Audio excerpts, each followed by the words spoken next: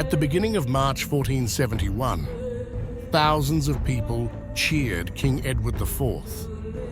During his 5-mile march, the roads and paths were lined with well-wishers who offered him and his family every success in the difficult task that lay ahead. The monarch might have been forgiven for thinking the past months in exile and his desperate struggle for survival had been nothing more than a fever dream. But history, with its own sense of irony, had other plans. Edward and his companions now walked toward ships provided by the Hanseatic League, vessels meant to carry them back to England, where the king hoped to reclaim his throne.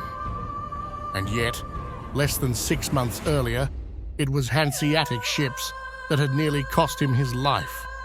Edward's fate now rested in the hands of men who bore him little affection. This was true not only of the Hanseatic League, but also of its ally, Duke Charles of Burgundy. Edward knew well that neither believed in the success of his mission. They were merely using him as a pawn. That was fine by him. He had stood with his back to the wall before. And for the first time in many months, he held the advantage of knowing more than his enemies. Henry VI, Richard Neville, Earl of Warwick, Edward of Westminster, his brother and Margaret of Anjou were soon to learn this the hard way, if the Yorkist king had anything to say about it. Edward, along with his family, friends, and closest followers, had suffered a lot. It was time to return the favour. Welcome or welcome back to Lemmy History. This is episode 6 of 6 in my series, dedicated to the confrontation between Edward IV and Henry VI. We've reached the final chapter. As always, each episode in this series can be enjoyed independently. The previous episodes, of course, are linked in the description. In the last episode, we left Edward in October of 1470. He, his brother Richard, his best friend William Hastings, and his brother-in-law Anthony Woodville had just managed to escape from Lynn on a handful of boats. Edward's other brother George, Duke of Clarence, and the so-called Kingmaker Warwick had taken him completely by surprise. Neville had forged an alliance with France and Margaret of Anjou to restore Henry VI to the throne. The alliance had gained far more traction than Edward had anticipated. In exile, he was forced to confront just how little support he had received from the common people. It truly seemed that England had turned its back on King Edward. Warwick and George had also learned from past mistakes. When Parliament declared Edward a traitor in November 1470, only one other name appeared on the list: Richard. They were not about to underestimate the youngest son of York for a second time. Anthony Woodville didn't need to be on the list. His family name was sufficient. Yet the name of Hastings was conspicuously absent. He maintained a good personal relationship with both Warwick and Clarence. Neville, after all, was his brother-in-law. Presumably, the Kingmaker hoped that Edward's most loyal friend might be tempted away if offered the chance to return.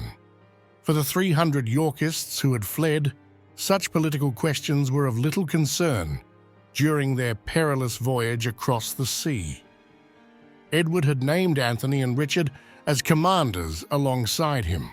Should the fleet be forced to divide, each leader could assume command of the scattered ships and guide them to safety. This decision soon proved wise. Several Hanseatic ships had taken to piracy in the Channel, a common occurrence at the time. The Hanseatic League held little sympathy for Edward, who had caused considerable disruption in confirming their traditional trading privileges in England. The trade war between England and Burgundy, coupled with Edward's willingness to sell access to his kingdom in exchange for personal payments, had only worsened relations. Now the Hanseatic ships gave chase. The English needed to reach land as quickly as possible. Their course led them toward what is now the Netherlands. The fleet was indeed scattered. Edward made landfall on the island of Texel near Mars Deep. Richard and Anthony went ashore in Zealand near Weilingen. Only then did the Hanseatic League abandon its pursuit. Awaiting the English exiles was Louis of Bruges, Baron of Groothuis, who served Duke Charles as governor of Holland and Zealand. Having participated in diplomatic missions in previous years, he personally knew the fugitives. Without the knowledge or permission of Charles, he mobilized troops and expelled the Germans. Once ashore, the exiles' dire financial situation became painfully clear. Edward was forced to pay his captain with fine garments, likely the very clothes he wore, as none of the men could bring much with them from England. Richard managed to borrow just over £3 from the bailiff of the small town of Vere. Fortunately for the exiles, Groothuis received them with full honours, lodging them in his luxurious home in The Hague. Charles's personal stance remains unclear. However, the Medici, his most significant financiers and also among Edward's largest creditors, approved of protecting the fugitives. Charles's wife, Margaret of York, Edward's own sister, strongly advocated that her brothers at least be permitted to stay with Groothuis. Whatever Charles thought in private ultimately did not matter. The Duke of Burgundy could not resist such pressure. For the moment, Edward and his companions were safe, but safety was all they had. In London, the situation came to a head at the same time. It was Elizabeth Woodville's finest hour as Queen. Yorkist propaganda would later dwell on the pain and agony she had to endure. Edward's wife, it was said, wept bitterly, and despite the propagandistic tone, this seems entirely credible. Elizabeth was heavily pregnant. Her daughters were with her, but she was otherwise largely defenseless. And now a man was approaching with an army, Warwick, who had executed her father and brother and put her mother on trial for witchcraft. The situation could hardly have been more grave, yet the Queen outwardly remained composed. She ordered the men loyal to her in the city not to fight, but to surrender if it meant saving their lives. She advised London's leaders to hand over the capital peacefully in exchange for guarantees of safety, thereby sparing the civilian population from needless suffering. Comparisons were drawn between Elizabeth and her mother, Jacquetta of Luxembourg, who 10 years earlier had successfully advocated to protect London from the army of Margaret of Anjou. Elizabeth herself fled with her family to sanctuary at Westminster Abbey. This is widely known. However, I believe something happened beforehand, though it cannot be proven by sources. What I'm about to suggest is pure speculation on my part, yet it fits the facts. I am convinced that Elizabeth Woodville asked Henry VI for help. But first things first. When news reached London that Edward had fled the country, both the Queen and the deposed monarch were residing in the Tower. They lived almost side by side within the complex. It stands to reason that Henry should be made as presentable as possible before Warwick and George reached him. Yorkist propaganda had long insisted that the Lancastrian king had been treated with great dignity by Edward. Overseeing this task fell to Elizabeth. The authority she wielded in those critical hours is remarkable. Returning to the action. On October 6, 1470, the Lancastrian Neville army entered London. George and Warwick accepted the offer of a peaceful surrender of the city and its fortresses in return for guarantees of personal safety for the people. They ordered their troops to maintain peace under the strictest penalties. Then they proceeded to the Tower. Warwick ensured he was accompanied by men whom Henry knew well and regarded as friends. After all, Neville himself had last seen the king when he locked him up in that very place. No one could be sure how Henry would respond to the sudden appearance of two men who had once been his fiercest enemies. But Henry was still Henry. He received Warwick and George as loyal subjects. He also accepted Neville's suggestion that he serve henceforth as his lieutenant. In practice, this amounted to the job of Lord Protector, though the term itself was likely avoided due to the implications it carried from past political trauma. There was also speculation that Edward of Westminster would assume this role once the heir returned to England. Reportedly, Henry's condition was worse than Warwick had expected upon meeting him. This, however, was consistent with Lancastrian propaganda, which sought to cast Edward in the worst possible light. It is also difficult to determine which aspects of Henry's condition stemmed from his confinement in the Tower and which were due to his long-standing mental fragility. 4 days later, the old and new king paraded through the streets of the capital. The procession was originally intended to end at Westminster, where Henry was to take the throne and pray at the shrine of Edward the Confessor. This, however, did not happen. The parade had to be cut short at St. Paul's Cathedral, where Henry moved into the bishop's palace. One Londoner, apparently sympathetic to the king, refused to accept claims that Henry looked ghostly. He insisted it was merely his holiness. Another observer remarked that the monarch was no earthly Caesar. The most commonly accepted explanation for the curtailed procession is that Henry was simply too physically exhausted to complete it. This may well be true. But there is another aspect that supports my earlier speculation. Elizabeth Woodville and her children were also in Westminster, housed in the building adjacent to the church. It would have been nearly impossible to guarantee their safety if the procession had arrived there, accompanied by men and soldiers who harbored deep hatred for the Queen and her daughters. We know that not long afterward, Henry personally ensured Elizabeth received medical care. He also sent a trusted servant of the Yorkist Queen into the sanctuary. At the time, the abbot's house likely served in this role. Henry, a profoundly pious man who wished to be buried in Westminster, would have been deeply troubled by any notion of violating church sanctuary, and he likely did not view Elizabeth Woodville as an enemy or simply as the wife of his enemy, but as someone he had known for decades, now standing before her king as a heavily pregnant and frightened mother. Henry retained lucid moments during this period, though they became increasingly rare. For instance, on October 27, 1470, he met with his half-nephew Henry Tudor and his mother, Margaret Beaufort. Tudor propaganda would later claim that the Lancastrian king had already foreseen the boy's future greatness. He is said to have declared, "This is he unto whom both we and our adversaries must yield and give over the dominion." This quote clearly reflects the heart of Tudor legitimacy, that Henry VII ended the Wars of the Roses by marrying Elizabeth of York. I therefore consider the quotation to be unreliable. Nevertheless, Henry was evidently capable of hosting such receptions. However, he lacked the stamina for the dinner that had been planned afterward.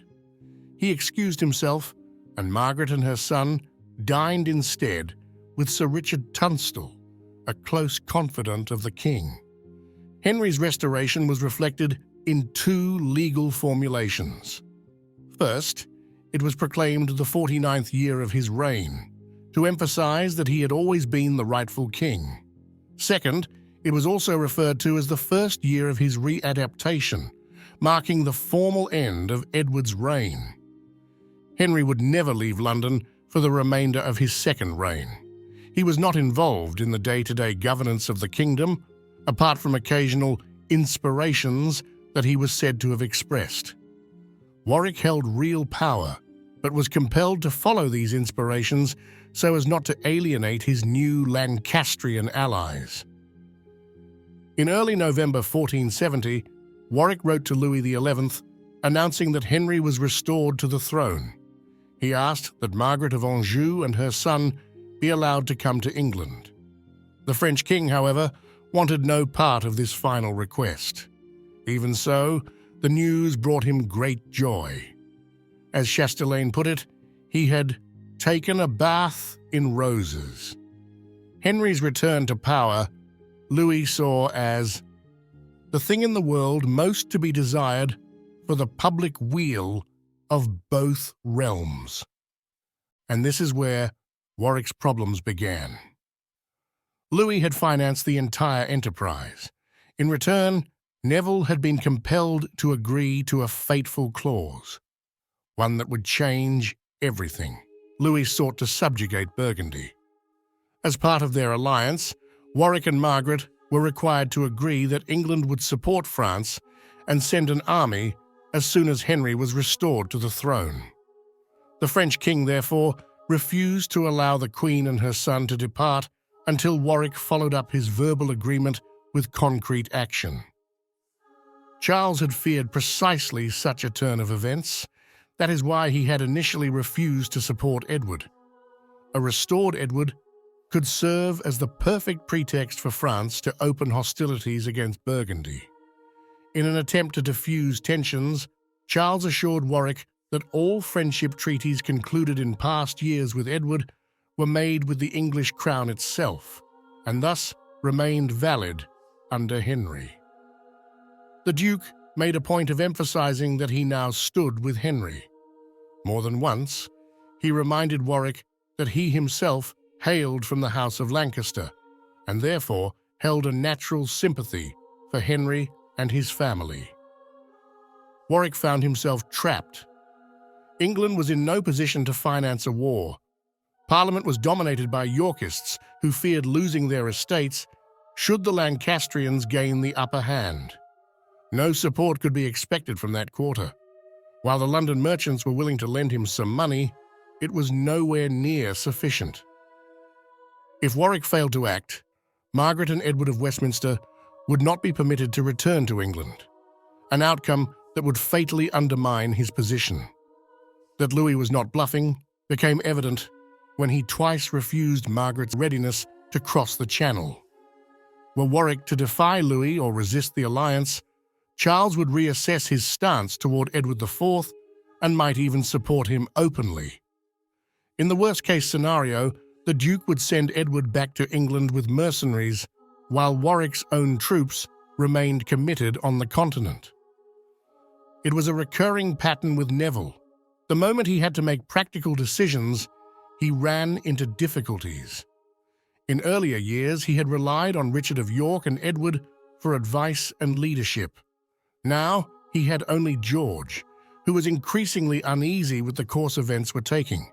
Warwick attempted to soothe this by treating George as his deputy, even handing him control over London during his own absences across the realm. But everyone knew this was only a temporary arrangement.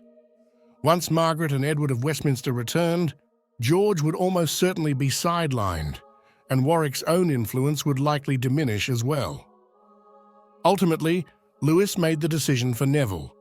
When Warwick's hesitation dragged on too long, the French king unilaterally declared war on Burgundy on December 3, 1470. A French legation returned to court in mid-December and reported that their reception in London had been exemplary. Neville was now largely financing the new military campaign from his own coffers. But this wasn't the whole story. Indeed, the kingmaker even confiscated goods belonging to certain merchants. Among them were French traders, an action with potentially explosive consequences. Yet Louis chose to overlook the matter. The London merchants, however, were far less forgiving. A war with Burgundy threatened their most vital economic interests. Suddenly, Edward once again had a reliable spy network operating within England. He even managed to re-establish contact with his wife. It is presumed that some of his informants came to Calais with Warwick's own troops, whose numbers gradually and steadily increased from mid-December onward. Charles, too, began to reconsider his stance toward the Yorkist king. At no point did the Duke believe that Edward had a real chance of regaining the crown. The idea seemed hopeless. But a diversion, one that might enable him to fight off France while facing as few Englishmen as possible, was all he needed. At the turn of the year 1470 to 1471, Edward and Charles met in person for the first time. The Duke provided 50,000 florins to fund Edward's planned invasion of England. The use of florins revealed the origin of the funds. It was the Medici who once again opened their coffers. They hated war even more than they hated lending to English kings. For Edward and his new, yet also old, ally Charles, an immediate opportunity presented itself. Edmund Beaufort, Duke of Somerset, and Henry Holland, Duke of Exeter, were living in exile in Burgundy. Initially, Charles had gone to great lengths to keep them far from his brother-in-law. But now, he attempted to replicate what Louis had successfully achieved with Margaret and Warwick just 6 months earlier. He sought to ally these men with Edward IV. However, all pleading, persuasion, and negotiation came to nothing. The two lords refused to be won over to the Yorkist cause. Edward and Charles thus turned to Plan B. The Duke of Burgundy allowed the Lancastrian exiles to emigrate to England, even though they would soon be counted among his wartime enemies. More broadly, all supporters of the House of Lancaster within the Duke's sphere of influence were permitted to leave. Edward had already received reports from England indicating that tensions between Warwick and the returning Lancastrian barons were rising sharply. In order to retain the support of the Yorkist faction, Warwick could not afford to restore any of the estates confiscated from the Lancastrians. Everything he had gained through his seizure of power, he had kept for himself. Edward calculated that the more high-ranking lords gathered at the court of Henry VI, the greater the dissatisfaction would grow. In particular, Edward had his eye on his brother George. Warwick, for the moment, remained untouchable in the eyes of the Lancastrians. His daughter was betrothed to Edward of Westminster, which made the kingmaker a potential grandfather to the future King of England. George, by contrast, had received vast estates from Edward, lands that had formerly belonged to loyal Lancastrian supporters. While Margaret had assured Warwick during their negotiations that George's holdings would not be contested, this promise had not been ratified by the wider body of lords. The returning barons pushed hard for a redistribution of lands. Moreover, George's personal relations with several of the Lancastrian peers were so poor that tensions nearly erupted into open violence at court. Eventually, Edward's brother chose to retreat from the capital to his estates, and Edward continued to drip poison into his brother's ear. In Calais, a woman approached Isabel Neville, who was still there. The woman claimed she carried messages from George's mother, Cecily. She had remained in London, certain of the loyalty of her Neville relatives. Cecily had also received word from Elizabeth Woodville, still in sanctuary, stating that Edward would welcome George back. For safety, Cecily now passed this message along to Isabel. Margaret of York likewise approached her brother regarding the same issue, having already met privately with Richard. It was the women who now pulled the diplomatic strings. Meanwhile, Warwick could not shake the sense that he was met with sheer hatred by his new allies. During his time in power, he had ordered only one Yorkist executed, John Tiptoft. Even so, the event was sensational. It took Tiptoft 2 full days to cover the short distance from the Guildhall to Tower Hill. Such was the number of people eager to witness his execution. Known as the Butcher of England, Tiptoft had earned infamy for impaling Lancastrian soldiers who had already been killed. His own execution, by comparison, provoked little controversy. Even Yorkists knew they couldn't do anything about it. However, everybody wanted to witness it. But from the perspective of the Lancastrian faction, one execution was far from enough. Edward had been far less merciful, and Warwick, for his part, bore personal responsibility for the deaths of several men connected to the families, close friends and allies of the Lancastrian barons. As a result, they watched the kingmaker's every move with suspicion, convinced he would betray them and return to the Yorkist cause. The single execution, the continued absence of Margaret of Anjou, and George's growing disaffection with the new regime only deepened their doubts. Yet Warwick was firmly ensnared in Louis's web. In the meantime, Anne Neville had been married to Edward of Westminster, an alliance that gave Warwick a powerful but also precarious position. Louis now held both Anne and the heir to the throne under his control. The future of Lancaster England depended entirely on Neville remaining obedient to the French king, whether he wished to or not. Accordingly, Warwick wrote letters assuring Louis that he would do whatever was asked of him. But Louis was no fool. He understood better than anyone that promises were one thing, actions another. At the beginning of 1471, the English Parliament finally formalized its declaration of war against Burgundy. By this point, the number of Warwick's soldiers stationed in Calais had grown to 8,000. Philippe de Comines, who observed the situation on behalf of his then-master Charles, regarded the men as extremely aggressive. That was enough for Louis. At the end of January, he issued letters of safe conduct for an English delegation to escort Margaret, Edward of Westminster, and his newly wed wife back to England. But by then, much time had already passed, and Edward IV had not remained idle. After meeting with Charles in St. Pol at the beginning of January, he moved to Bruges, a city that, at the time, was the center of Northern European trade. The offices of the Hanseatic League and branches of English and Italian banking houses stood side by side, lining the busy commercial streets. Edward now had some money and, more importantly, Duke Charles's assurance that he would provide 3 or 4 ships for the crossing. However, the financial resources made available were insufficient for a prolonged campaign, and transporting a sizable force of soldiers would require far more vessels. So Edward turned to what he did best, persuading those who had once been skeptical of him to join his cause. The Hanseatic League supplied a fleet to carry him to England, along with a 15-day grace period in case the plan failed. If necessary, the ships would wait and return him safely to the continent.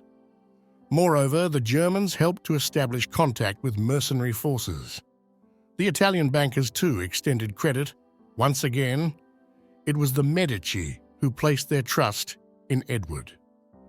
What Edward was planning still seemed like a suicide mission. Yet with each passing day, his confidence grew. Setbacks were inevitable. Many of the men who had fled with him originally had since accepted Warwick's offer of pardons and gone to Calais. To Edward's dismay, the kingmaker thus knew far more about his current position than the Yorkist king would have preferred. Edward accordingly reassigned responsibilities. Richard and Anthony Woodville took charge of all matters related to the fleet and the recruitment of troops. The king himself, along with William Hastings, managed the remaining tasks. The tests of these days forged a deep bond among them and built a foundation of trust. For the remainder of his reign, Edward would rely on these 3 men, Richard, Anthony, and Hastings, more than any others in political affairs. Time, however, was pressing. At the same moment that Edward's fleet was preparing to depart, so too was that of Margaret of Anjou. If she reached England with her son and succeeded in rallying the Lancastrian barons under her direct control, Edward's venture would be doomed before it began. Both sides aimed to set sail at the beginning of March in the year 1471. Edward had assembled a total of 36 ships. The number of soldiers on board varies depending on the source, between 1,200 and 2,000 men. In truth, far too few.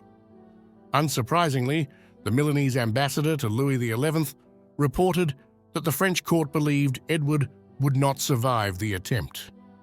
Both fleets were beset by poor weather. Margaret delayed her departure repeatedly. Edward, by contrast, grew impatient. Seizing a moment of clearer skies and placing his fate in fortune's hands, he ordered the sails raised. On the 12th of March, his fleet reached the coast near Cromer. Edward sent out 2 emissaries to determine whether a landing in eastern England was feasible. They returned at breakneck speed, warning that the Earl of Oxford lay in wait with armed forces. A landing here would be suicidal. Things only worsened. Warwick's fleet, having learned Edward's location, was now approaching from the south. There remained but one option: to sail north and hope to land near the Scottish border. Though this region included Edward's own Duchy of York, it was not friendly territory.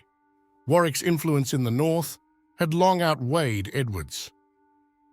At last, the fleet came ashore at Ravenspur. The choice of landing site carried an unmistakable irony. 72 years earlier, Henry Bolingbroke had disembarked here upon returning from exile, he who would soon depose Richard II and become the first Lancastrian king. Edward, who saw himself as the rightful heir of Richard and regarded the entire Lancastrian dynasty as illegitimate, could hardly fail to see the parallel. History, in many ways, had come full circle, yet Edward could not count on reinforcements from the northern population, and he was in dire need of additional troops. A new storm scattered his fleet, separating him once again from the ships under Richard and Anthony Woodville. To his relief, there were no significant losses. The 2 contingents managed to reunite after just one day, just in time for Richard and Anthony to witness the arrival of emissaries from the city of York. The messengers came with little warmth. York, they declared, recognized Henry VI as its rightful king and refused Edward entry. Indeed, they would welcome his disappearance. As ever, Edward's sense of morality was elastic when the moment demanded it. He assured them that he had no intention of reclaiming the crown, only of asserting his rights to the Duchy of York. He declared himself a loyal subject of King Henry, and after all, still Duke of York by blood and law. The title had nominally been promised to George, but nothing had come of it. Satisfied, for the moment, the city officials allowed Edward into York. At first only he passed through the gates, but soon enough his whole army followed. There, the citizens were treated to a spectacle worthy of a theatre. As the Warkworth Chronicle records, Edward swore allegiance to Henry repeatedly on the Holy Scriptures. He even appeared wearing an ostrich feather, a symbol long associated with Edward of Westminster, the Lancastrian Prince of Wales. It was a gesture that unmistakably signalled recognition of the succession. Everyone knew it was performance. The chronicler would lament that the Yorkist king forgot all religion and honesty to get his way. The sources remain silent on whether any of Edward's companions raised protest, but it is far more realistic to assume their consent than their objection, though this must remain speculation. In any case, the citizens of York, ever appreciative of fine entertainment, rewarded their duke generously with lodging, provisions, and goodwill. Yet they also hedged their bets. Messengers were dispatched to London to inform the king of Edward's theatrical pledges. News of the great performance soon reached Warwick as well. He began assembling troops in Coventry. The kingmaker had little choice but to pray that Margaret would arrive soon, ideally with reinforcements from Calais. For now, he still possessed a numerical advantage. But he was no fool. The longer Edward moved freely across England, the more credible his claim would appear. Every day strengthened the Yorkist cause, especially since both Hastings and Anthony Woodville had cultivated loyal networks of men ready to take up arms. Warwick thus placed his hope in Henry Percy, Earl of Northumberland, the first major baron through whose territory Edward would pass. Percy's situation was a delicate one. Though the Percys had long supported the Lancastrian cause, Edward had restored Henry's freedom and titles. In return, Percy had sworn allegiance. Moreover, the rivalry between the Percys and the Nevilles for dominance in the north was notorious. Warwick's affection for Percy was minimal and likely reciprocated. Percy chose the only course of action that served his interests. He sat on his hands and did nothing. He neither supported Edward nor opposed him. He avoided direct communication and let events unfold without interference. His silence set the tone for other regional barons. This also sealed the fate of Warwick's brother, John Neville, who held Pontefract Castle with only a small garrison. Edward lacked the means to storm the fortress, but neither did he need to. The troops inside posed no threat. The Yorkist army simply bypassed the stronghold. And now, the very thing Warwick had feared began to unfold. Edward's cause gathered momentum. 600 men joined his ranks. Hastings then arrived with 3,000 more. The Kingmaker wrestled with a difficult decision. Should he march out to confront Edward before his forces were fully assembled? He still had the advantage in numbers. Then came a letter from George, Duke of Clarence. George urged Warwick to advance, but not to engage in battle immediately. He would bring 4,000 men and join him. Together they would crush Edward once and for all. To Warwick, this seemed the best possible plan. But Edward was the superior general. Anticipating just such a move, he turned his forces toward Coventry. There, he offered battle. But Warwick's army was not yet ready. The Kingmaker declined the challenge and withdrew behind the city walls. It was time for Edward to retire from his brief but convincing acting career. He was again proclaimed the rightful King of England. He offered Warwick a pardon, should he choose to submit. Neville rejected the offer. He expected George to arrive at any moment.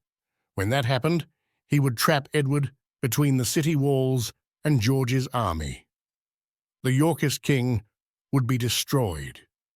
Edward, understandably, was not inclined to wait for that outcome.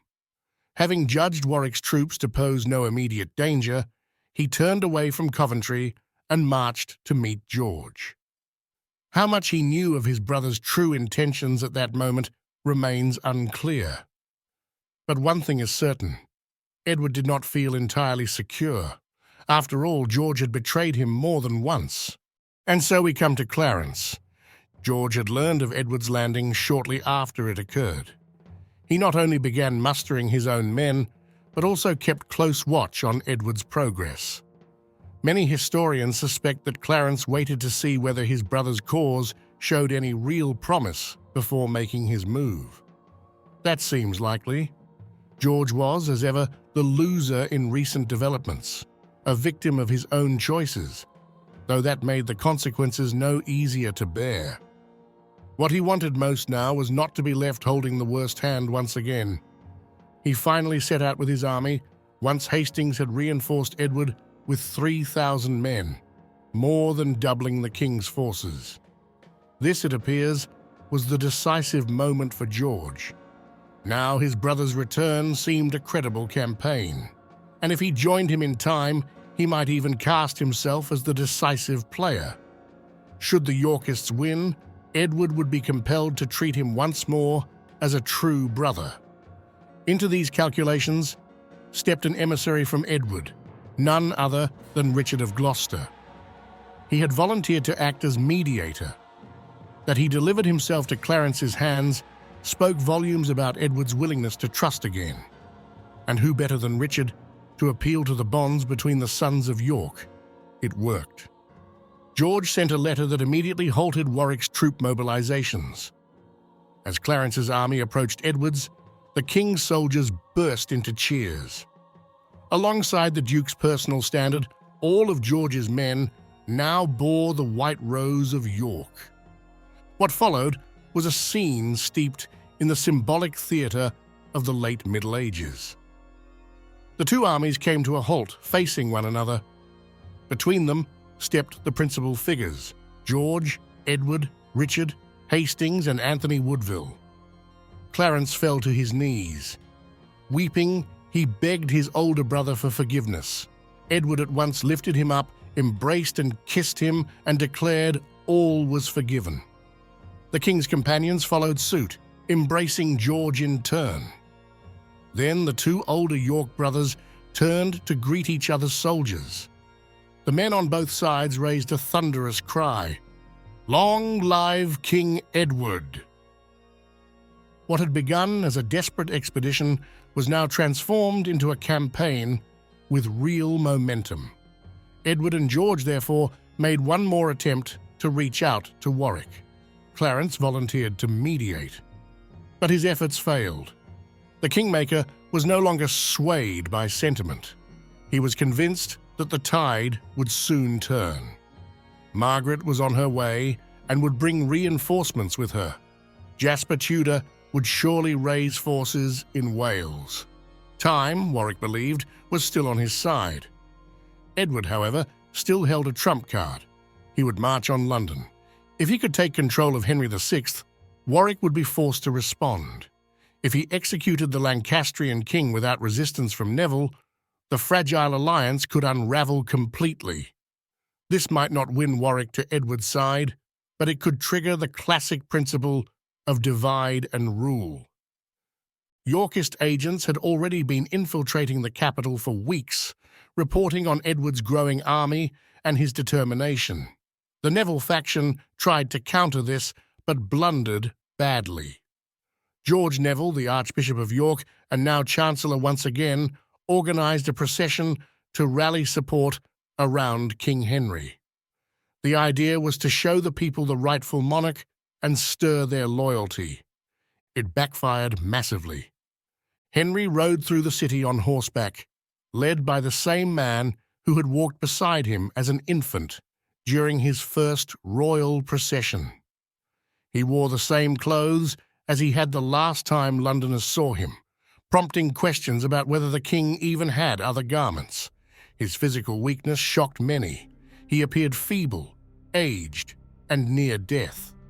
What was meant to inspire confidence became, instead, a powerful argument for the vigorous and commanding Edward. Sensing the failure, Chancellor Neville sent a letter to Edward offering to submit. The Duke of Somerset and the Earl of Devon, Beaufort and Courtenay, who had remained in London, now quietly fled the capital. Officially, they were riding south to prepare a proper reception for Margaret. In truth, they were saving themselves. Many other Lancastrian partisans followed their example, some writing desperate appeals to Warwick to intervene. Then two letters arrived in London, nearly at the same time. The first, from Warwick, ordered the city to close its gates and hold out against Edward until his own army could arrive. The second came from Edward himself, promising protection, affection, and peace should London recognize him once again as its rightful king. Faced with these two messages, London's mayor, John Stockton, made his decision. He took to his bed, claiming sudden illness, and left the choice to the people. They made it swiftly and opened the gates. Edward entered London on April 11, 1471. It was a triumphal procession. At St. Paul's Cathedral, the king paused to take possession of his rival.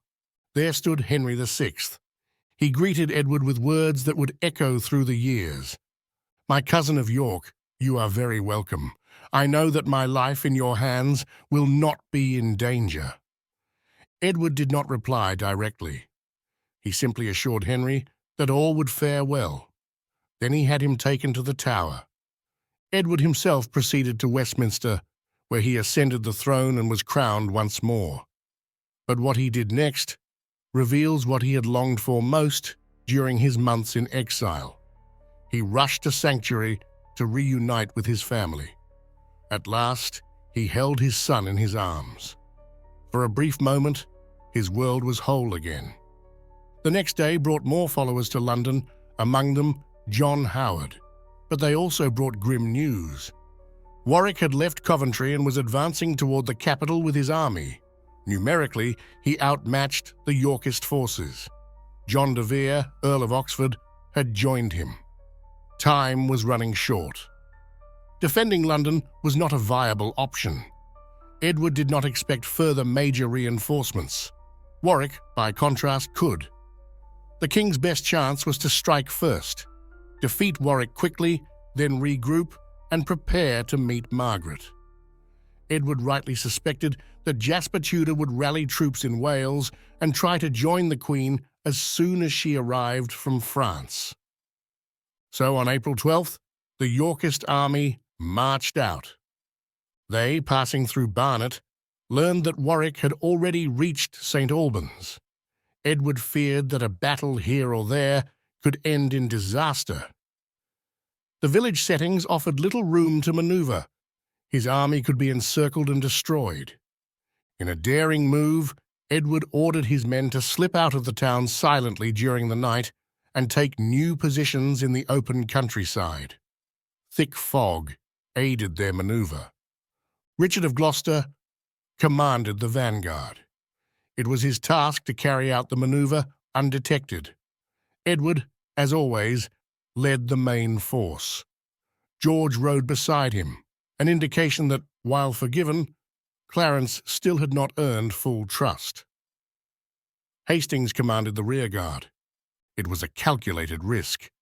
Neither Richard nor George had ever seen battle, yet both were entrusted with key commands. Edward himself had not fought in a decade. Even Henry VI was with them. Why Edward brought his rival king remains uncertain. Perhaps he meant to use Henry as a legal and symbolic trap, declaring that any man who fought against Edward was fighting against the king, regardless of whom they served. What Edward did not know was that Warwick had no intention of fighting at St. Albans. He had experienced both victory and disaster there, and had no desire to learn what fate a third time would bring. The two armies ended up encamped barely a mile apart. By chance, the right wing of each army overlapped the left wing of the other, an arrangement no one had planned for. This meant Gloucester would be able to strike not only at his direct opponent, the Duke of Exeter, but also into Exeter's exposed flank.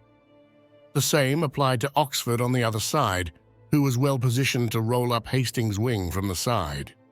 From the beginning, the outer flanks were at risk, though no one yet realized it.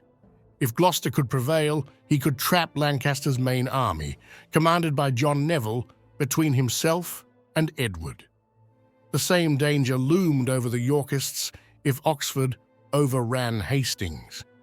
Edward had held back a reserve, ready to respond. But he could not see the threat coming. Warwick, as was his custom, commanded from behind the lines. Yet this time, uncharacteristically, he was not on horseback and had no raised position. As a result, he lost sight of the battlefield's shifting shape. Even so, Lancaster appeared to be winning. Richard fought with striking bravery, so much so that Paul Murray Kendall later invented a whole episode to describe his feats, despite the lack of any source backing that up. Meanwhile, Oxford broke through Hastings' defences. York's left wing collapsed, and then fate intervened. Oxford's men believed the battle had been won. Instead of turning on Edward's centre, they veered off toward Barnet to plunder.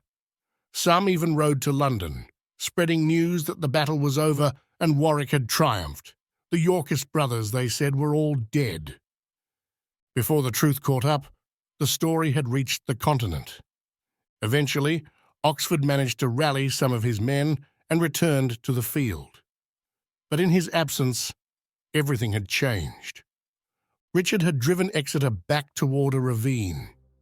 Many of Exeter's soldiers, fearing the drop, fled inward, toward the centre. Gaps began to form, made worse by John Neville's effort to shore up his exposed flanks. He now stood in a position where Edward was expected to be at the beginning of the battle. Disaster followed. As Oxford's men re-entered the fight, they searched for Edward. Neville's soldiers mistook their star-emblazoned badges for Edward's sunburst and opened fire. Oxford's men returned the favour. They believed the brother of the Kingmaker had betrayed them. John Neville had, after all, long served the Yorkist king before defecting. Chaos erupted. Some of Oxford's men were attacked by their own side. Others fled.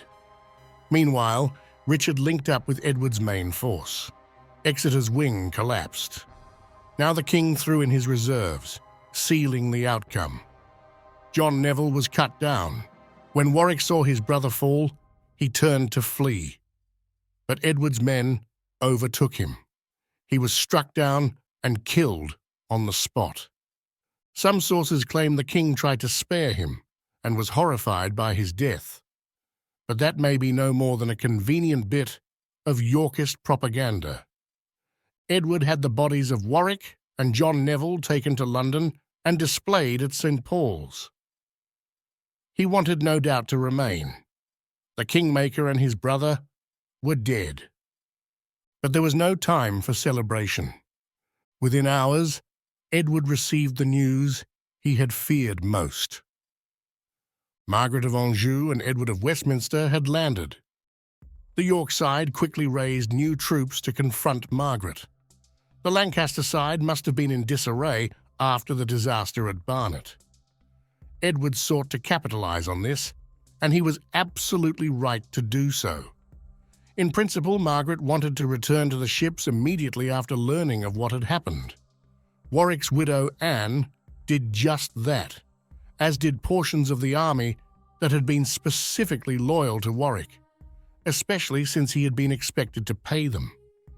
However, Beaufort and John Courtenay, Earl of Devon, persuaded her to stay. There was still hope if her army could unite with that of Jasper Tudor. The path to Wales became essential. The troops set out, and Margaret's men played a game of cat and mouse with Edward on several occasions. Eventually, however, the king discerned the Queen's intentions. She aimed to cross the River Severn to reach Wales. The first opportunity arose at Gloucester. Edward wrote to the city's commander, Sir Richard Beauchamp, instructing him to prevent such an attempt at all costs.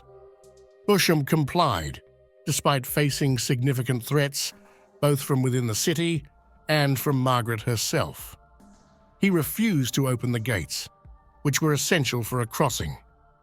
Margaret's army was therefore forced to search for alternative bridges that might enable her to enter Wales with a large enough lead to avoid being attacked from behind by Edward. But she did not succeed. Her troops remained on foot for 24 to 36 hours at a time before they finally rested for the night at Tewkesbury. It was not a strategically sound decision, but given their physical condition, there was no alternative. Edward caught up with the opposing army. On May 4th, the battle took place. I have already described this confrontation in detail in my video about the life of Margaret of Anjou, so I will not repeat everything here. What matters is that Edward of Westminster fought and died in battle, or possibly while fleeing. Beaufort suspected Wenlock of treason when he failed to provide support at a critical moment. In response, Beaufort killed him on the spot. Edward had hidden 200 lancers who struck at precisely the right moment. Thus, the tide of battle turned in favour of the Yorkists. Some commanders sought refuge in a monastery to save their lives. Edward had the sanctuary breached after a few days. Gloucester, acting as Constable of England, sentenced them to death. 19 men were executed, among them Beaufort. Margaret, completely broken, fell into Edward's custody and was taken to London in a carriage as part of his triumphal procession. She was then imprisoned in the Tower. On the night of the 21st to the 22nd of May, Henry VI died. I have also made a video discussing his death. To summarize briefly here, it was almost certainly murder. Regardless of who carried out or oversaw the act, Edward IV was king. There is no doubt it occurred with his consent. Presumably, the murderers acted under his orders. Anyone who believed that the war had ended with Tewkesbury was mistaken. Even before Henry's death, Edward received word that a new army had assembled in the north. Meanwhile, in the south, Warwick's illegitimate cousin, Thomas Neville, more commonly known as the Bastard of Falkenberg, was rallying rebels. Their aim was to liberate Henry from the Tower. The monarch considered the northern threat more serious and departed with his brothers to address it. He left the defence of London in the hands of Anthony. Edward miscalculated. Once news of the outcome at Tewkesbury reached the north, the opposing army dispersed. Falkenberg's rebels in the south, however, numbered in the many thousands. They were not, however, prepared for an assault on the heavily fortified capital. Officially, Falkenberg claimed he merely sought passage through London, but everyone understood his true intent. Stockton, who had by then risen from his sickbed, refused the request on behalf of the city. The resulting attack descended into a bloodbath. Edward Woodville, also among the defenders of London, estimated that the rebel force numbered around 20,000 men. After the cannon fire had ceased, Falkenberg managed to escape with 600 of his followers. He briefly considered launching another attempt, but by then, the royal army had returned from the north. That night marked the end of Henry VI's life. The following day, a detachment under Richard's command set out in pursuit. Falkenberg was captured and taken to Middleham, the former stronghold of the Neville family. There, on September 22, 1471, he was executed by beheading. At last, the fighting was over. Much debate has persisted since Henry's death about why he had to die, especially considering that Edward had previously shown him mercy upon his initial capture. The official explanation from the Yorkist regime that Henry had succumbed to grief over the death of his son was never taken seriously by anyone unwilling to accept a convenient fiction. This is true to this day. The most common interpretation is that Edward had deliberately kept Henry alive to prevent Edward of Westminster from becoming the rallying figurehead of the Lancastrian cause. That role was better suited to the mentally fragile Henry, who posed less of a threat. I largely agree with this interpretation.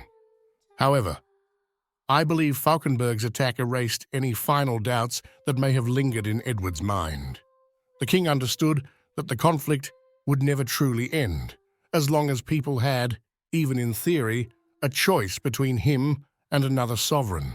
It was a position that could not be held by two men simultaneously. Even if Edward had no personal desire to see his predecessor murdered, he likely felt that he had no alternative. In his eyes, two kings were simply one too many. The York dynasty was, on paper, now stabilized. Yet the bloodshed had not resolved many of the deep-rooted issues that had led to the conflict in the first place. Edward's government remained corrupt and chronically bankrupt.